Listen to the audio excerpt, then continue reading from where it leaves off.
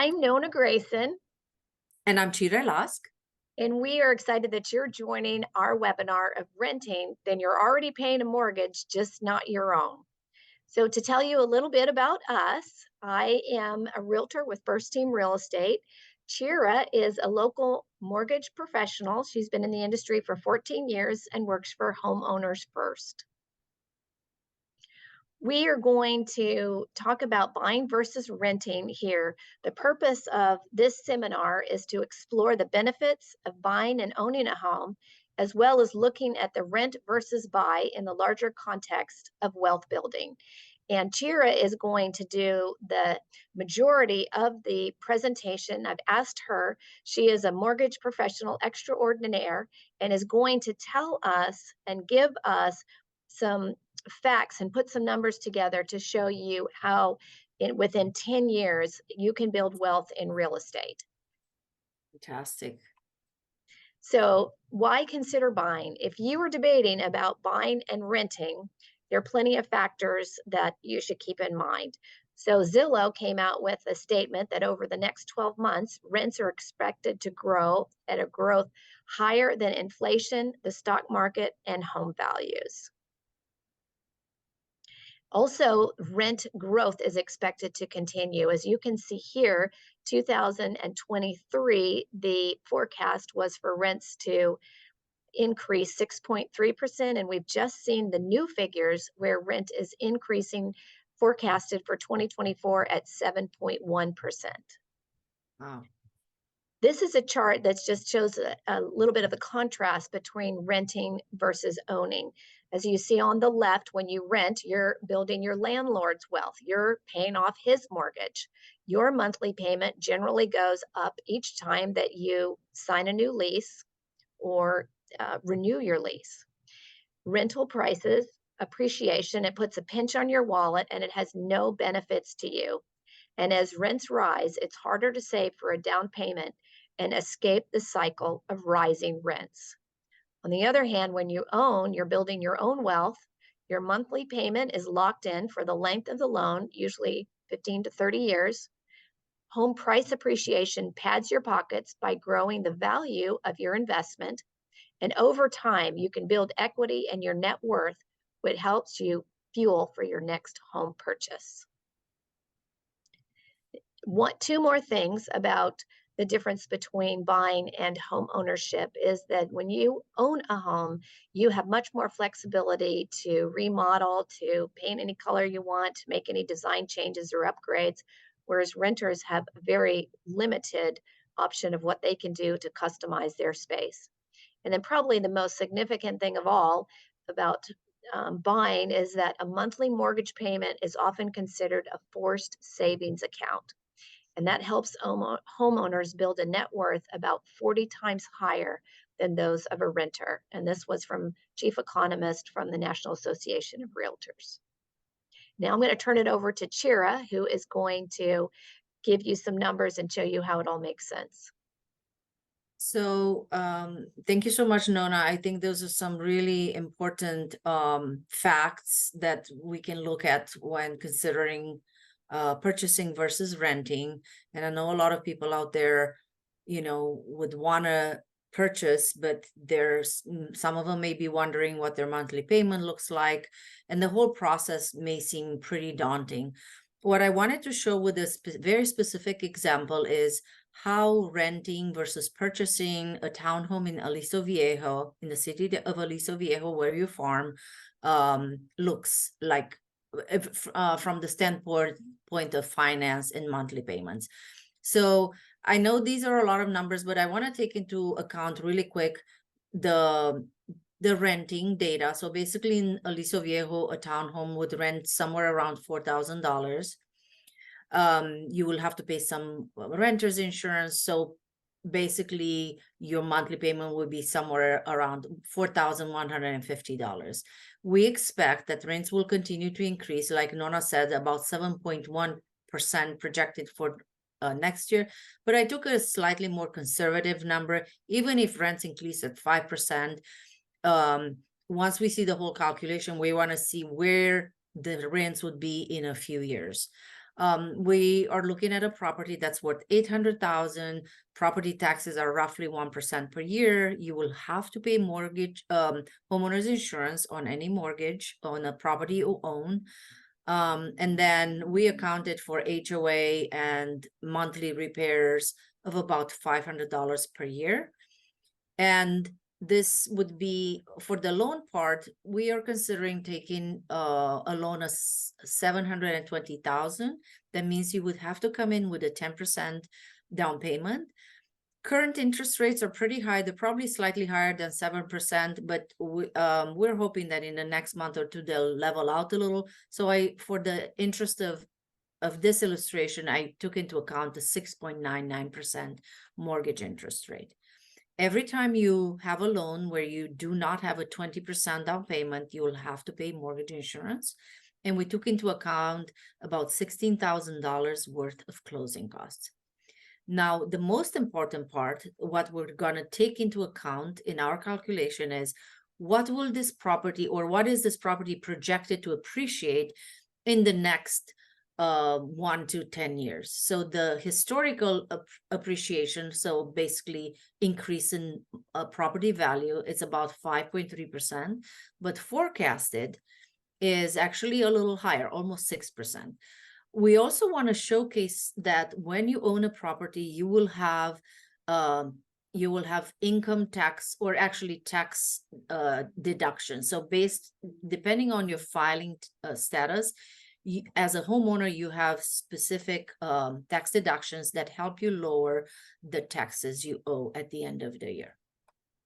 So in this slide, we are showing what's the cash flow. Basically, how much do you pay in monthly mortgage payment plus all the other expenses, so monthly housing expense versus renting. So as you can see in the first year, definitely paying a house for your own home is more expensive because we have a pretty high interest rate, and the monthly mortgage payment includes property taxes, insurance, principal, interest, all of these things, HOA, maintenance, comes to almost $6,300. So rents are roughly $2,100 less. That's substantial, right? However, as you can see, over the next 10 years, we know the mortgage will stay the same if you don't refinance, sell, whatever, but the rents will continue to increase. At some point, year 10, they will exceed. In year 10, the rents will exceed the monthly mortgage payment, even at a higher interest rate. Over 10 years, yes, you will pay $137,000 more in monthly mortgage payments or housing payments, I would say. However, at the end of 10 years, you will have built-in appreciation, meaning the difference between what the property value at the end of year 10 will be versus what you purchased it for. So that number is about $619,000. So if you don't sell the property, that will be built-in equity. But if you sell it, you will have a cost of about 6%, $85,000. And the leftover, so the appreciation gain minus the cost to sell will be somewhere at $500,000. We'll look at that in a minute. In the meantime, your forced savings, whatever the principal you pay into your loan, will be $100,000. So over 10 years, you've saved $10,000, roughly, actually $8,000 per year. So $100,000 over 10 years. The tax benefit is about almost $64,000. So because you own a home and you have specific deductions, you will pay less in income taxes. So as you can see, if you paid in rents $137,000 more over 10 years, in mortgage interest and mortgage payments, 137 more than renting, that $64,000 reduces that amount to only $70,000. So basically in over 10 years, you paid $70,000 more into your own home. But at the end of year 10, if you decide to sell, after you pay, taking into account the cost for you that you paid at purchasing, how much more you paid in rents, and how much it would cost you to sell, you still have a net gain, a net profit of over $500,000. So when you rent, you don't have that opportunity. That money will not manifest for you. So it's clearly such a great advantage to build family wealth, to build generational wealth by being and striving to be a homeowner. Nona, any questions for me so far? No, I think it sounds great. Excellent. Thank you so much. So we saw that by the end of year 10, you could potentially have more than $500,000 in net profits if you sell the property. And if you don't, you can still access those $600,000 by equity line of credit, or there's ways you can pull money out of your property and buy another one in the future and, continue this cycle of home ownership.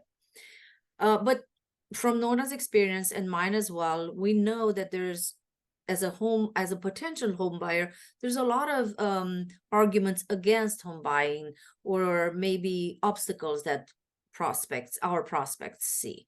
And some of them would be definitely the current high interest rates, which lead to high monthly payments, and little or no savings for down payments. Most people don't have sufficient savings, difficulty qualifying.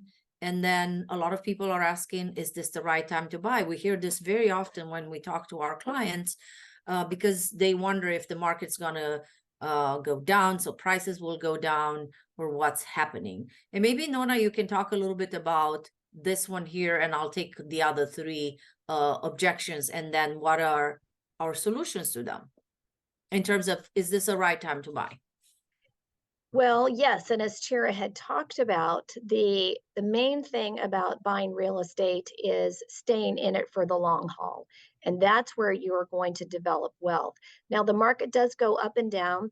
Interest rates go up and down. It's I wish that I had a crystal ball. I would be rich if I did. So I can't really say on my own what I think that the market is going to do. So I rely on economists that are way more experienced in the market, and what they are saying is that prices are projected to continue to increase. Yes, and we've seen this even recently with the most recent Case-Shiller price index, that we've had an appreciation, the highest in recent months. July of this year versus last year, we had actually versus prior month was 1.5%. So prices went up in July versus June by 1.5%. The other things I wanted to address here. So yes, we know the interest rates are high, the monthly payments are high, and to counter that, we have this technique, or whatever, this process that we call a seller paid buy down. It's basically a temporary rate buy down that it's possibly available to buyers depending on what property we're looking at. So basically what this means is that the seller can contribute a certain amount of funds to buy down the interest rates by 2 points in the first year of the loan and 1 point the next year.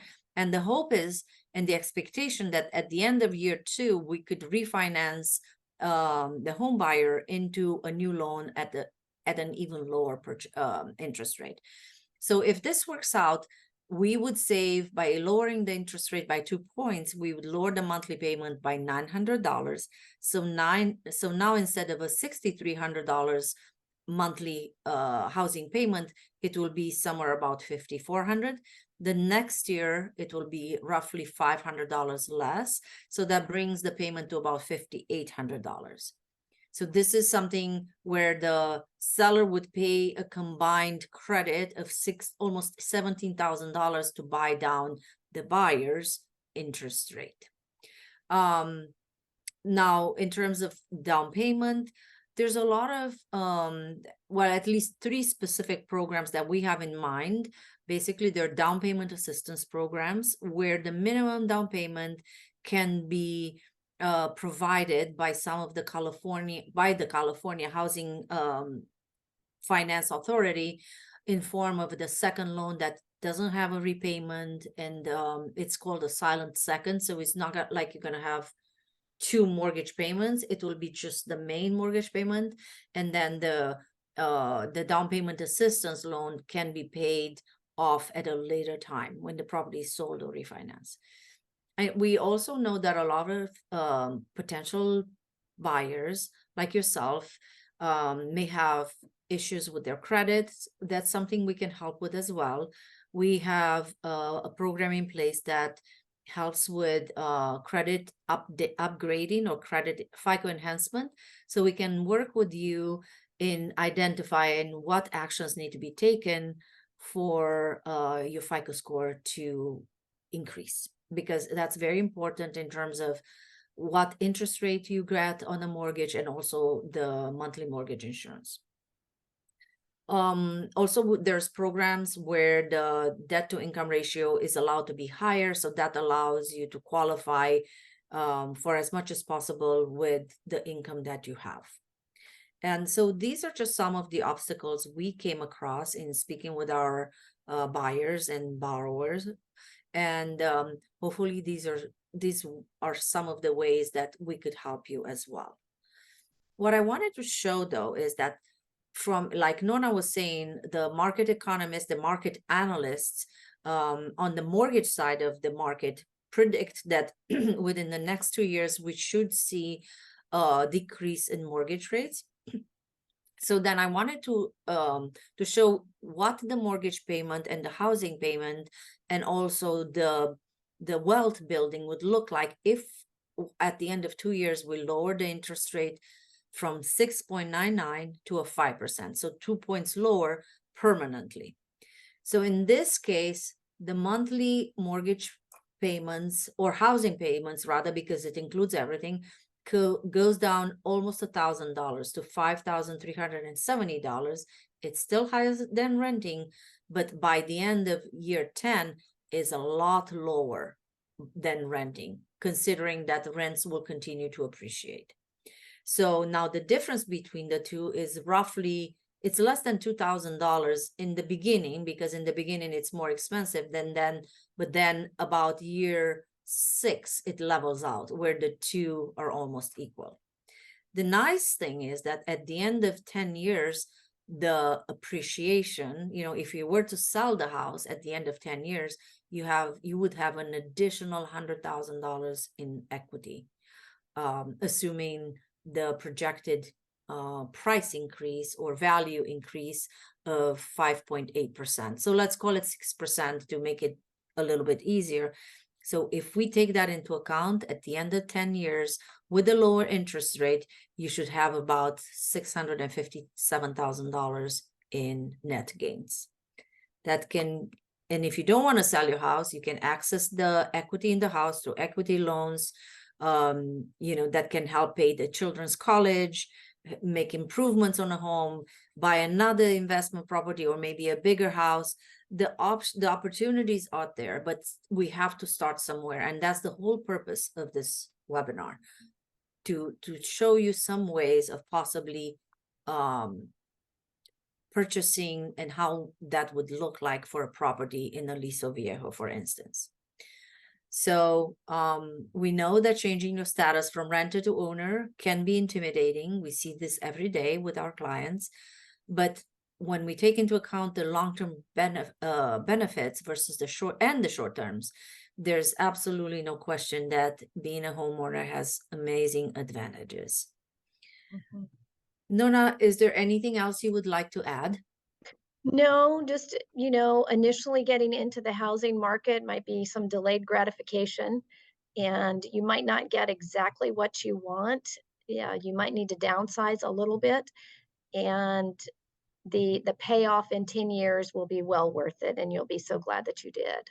Yeah, absolutely. I can't tell you how grateful I am that we stuck through with our house through, we had difficult times at some point, like any family has, but at the end of the day, after 20 years, it's an amazing asset. And especially coming from a family, well, not from a family of immigrants. I'm a first generation immigrant. I know it's so important. The American dream, I think, especially from coming from outside, is even more important. So I cannot stress enough the benefits and the privilege of owning a house here in the United States.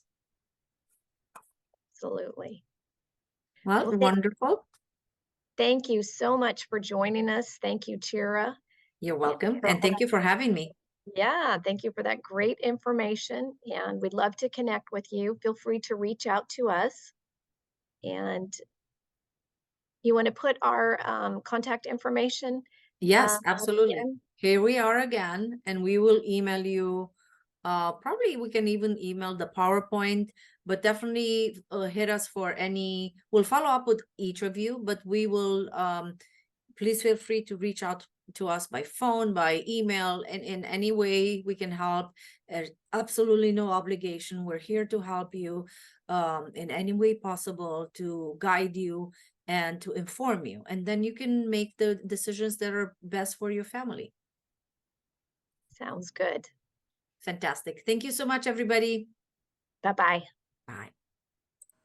Bye.